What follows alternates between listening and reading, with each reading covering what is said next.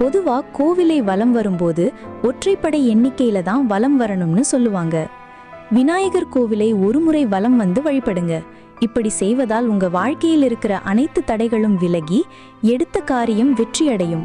முருகப்பெருமான் கோவிலை 6 முறை வலம் வர வேண்டும். இதனால் எதிரிகள் தொல்லை நீங்கி ஞானம் பெருகும். உங்களின் காரியங்கள் சுபமாக நடக்கும்.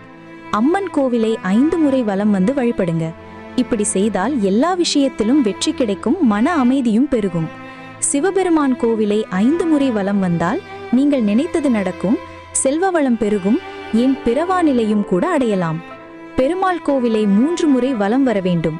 இதன் மூலம் ஆட்சி அதிகாரம், செல்வாக்கு, லக்ஷ்மி கடாட்சம் ஆகியவை உங்களுக்கு கிடைக்கும். நவகிரகங்களை 9 முறை வலம் வருவதால் உங்க ஜாதகத்தில் இருக்கும் குறைகள் நீங்கும், கிரக தோஷங்கள் விலகும். இனி கோவிலுக்கு போனா இந்த முறைப்படி வலம் வந்து எல்லா பலன்களையும் பெறுங்க.